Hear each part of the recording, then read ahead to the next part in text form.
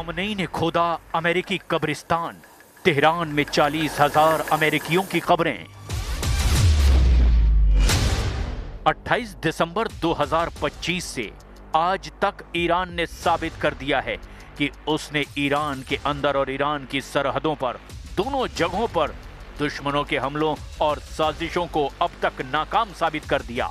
Iran के दरवाजे पर 1,32,000 वजनी अमेरिकी विमान वाहक पोत यूएसएस अब्राहम लिंकन ईरान पर हमले की हिम्मत नहीं जुटा पा रहा।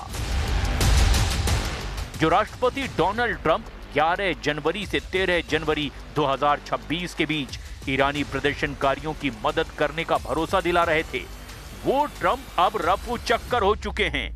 जो इजराइल ईरान के परमाणु ठिकानों के चीथड़े उड़ाने का प्लान बना चुका था, उस बेखौफ, बहादुर और निडर इजराइल का एक भी लड़ाकू जेट या मिसाइलें अब तक ईरान की सरहदों को छूने की हिम्मत नहीं जुटा पाया है। आखिर जिस ईरान पर जून 2025 में 12 दिन तक अमेरिका और इजराइल ने हमले किए थे, उस ईरान से टकराने की हिम्मत अब अमेरिका और इजराइल क्यों नहीं जुटा पा रहे हैं? वॉर एक्सपर्ट्स का दावा है कि ईरान ने पिछले हमले से सबक लेते हुए इस बार ऐसे पलटवार की तैयारी कर ली है कि अमेरिका की 1000 टॉमहॉक मिसाइलें और इजराइल के 300 लड़ाकू विमानों के हमले ईरान पर बेकार साबित हो सकते हैं। ईरान इस वक्त फिदायीन या आत्मघाती फॉर्मेट में जंग करने जा रहा है। पूरा ईरान वॉर मोड में है। ईरानी संसद के स्पीकर से लेकर सुप्रीम लीडर अली खामनेई तक चीख चीख कर अमेरिका और इजराइल को जंग के लिए ललकार रहे हैं। ईरानी मीडिया ने दावा किया है कि सुप्रीम लीडर खामनेई के आदेश पर तेहरान के नजदीक मौजूद सबसे बड़े कब्रिस्तान में अमेरिकी सैनिकों की कब्रें तैयार कर ली गई हैं, जिसमें अमेरिकी सैनिकों को मारने के बाद दफनाया जाएगा। कुल मिलाकर ईरान ने अपनी जंग की ताकत और तेवरों से ट्रंप के हौसले और इरादों को झकझोर कर रख दिया है। लेकिन तेजी से बदलते इस घटनाक्रम की शुरुआत हम करते हैं ईरान की जंगी तैयारियों से, जहां अब पूरा ईरान मरने और मारने पर उतारू है।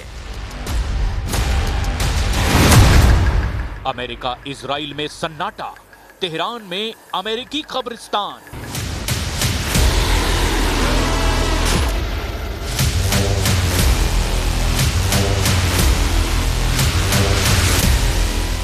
पूरी दुनिया जान चुकी है कि अमेरिका और इजराइल ईरान के मिसाइल पावर से बेहद खौफजदा हैं।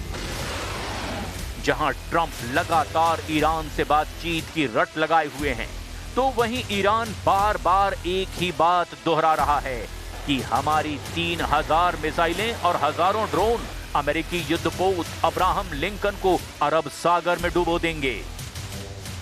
31 जनवरी से 1 फरवरी के बीच ईरान की टॉप लीडरशिप ने भी अमेरिका से आर पार की जंग का ऐलान कर दिया है। सभी कमांडरों को ईरान ने हमले की जिम्मेदारी सौंप दी है। किसी भी स्थिति में अगर ईरान के टॉप लीडरशिप अपने कमांडरों से संपर्क नहीं कर पाती, तो ऐसी स्थिति में कमांडरों को पहले से दिए गए आदेशों के तहत अमेरिका और इजरायली अड्डों पर अंधाधुंध हमले के आदेश दिए गए हैं। यानी आखिरी ईरानी सैनिक भी अमेरिका से आखिरी दम तक युद्ध करता नजर आएगा। हम आपको यह भी बताएं कि ईरान ने बाकायदा तेहरान के पास अमेरिकियों के लिए कब्रिस्तान में कब्र खोद कर तैयार कर ली है, जिससे पता चलता है कि ईरान के सुप्रीम लीडर अली खामनेई के इरादे कितने सख्त और खूंखार हो चुके हैं। ईरान के इन फैसलों से साफ हो गया है कि वो किसी भी हाल में अमेरिका के सामने झुकेगा नहीं। और अब इसी कड़ी में ईरान ने अमेरिका को लेकर एक और ऐलान कर दिया है। ईरान की सरकारी मीडिया का कहना है कि ईरान ने तेहरान के बेहश्ते ज़हरा कब्रिस्तान में अमेरिकी सैनिकों की कब्रें खुदवा दी हैं। इन कब्रों की संख्या हजारों में है। खामनेई ने ये कब्रिस्तान अमेरिका के संभावित हमले की स्थिति में अमेरिकी सैनिकों को दफनाने के लिए खुदवाया है। खुद ईरानी सरकार से जुड़ी न्यूज एजेंसी ने इसकी पुष्टि की है। शायद यही वजह है कि अमेरिका और इजराइल ईरान पर हमला करने में देरी कर रहे हैं।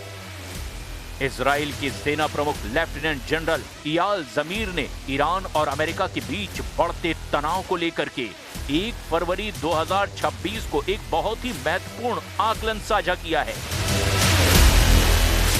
इजरायली सेना प्रमुख जनरल इयाल जमीर ने दावा किया कि अमेरिका अगले 2 सप्ताह से 2 महीने के भीतर ईरान पर सैन्य हमला कर सकता है। उन्होंने स्पष्ट किया कि अगले कुछ दिनों में तत्काल हमले की संभावना कम है, लेकिन तैयारी पूरी है। जनरल इयाल जमीर का ये बयान साबित करता है कि अमेरिका और इजराइल फूंक फूंक कर कदम रख रहे हैं।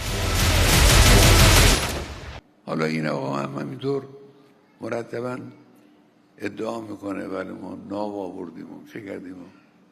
به نظر من ملت ایران رو از این چیزا نباید ترسوند. ملت ایران تحت تأثیر این حرفا قرار نمیگیره، از برخورد حق نمیهراسه. ما شروع کننده نیستیم. फौजी वर्दी में ईरानी सांसद, वॉर मोड में पूरा ईरान। अब आप इन तस्वीरों को देखिए जिसमें ईरानी संसद के स्पीकर मोहम्मद बाकिर कालीबाफ और सभी ईरानी सांसद फौजी वर्दी में दिखाई दे रहे हैं।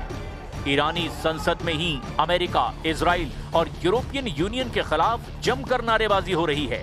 مرگ آمریکا، مرگ بر آمریکا، مرگ بر آمریکا، مرگ بر آمریکا। इस वीडियो में ईरानी संसद के स्पीकर मोहम्मद बाकिर कालीबाफ ने अपने साथी सांसदों से कहा, रिवोल्यूशनरी गार्ड्स को निशाना बनाने की कोशिश करके यूरोपीय लोगों ने असल में अपने ही पैर पर कुल्हाड़ी मार ली है और अमेरिकियों की बात आंख बंद करके मानकर एक बार फिर से अपने लोगों के हितों के खिलाफ फैसला लिया है। گرفتند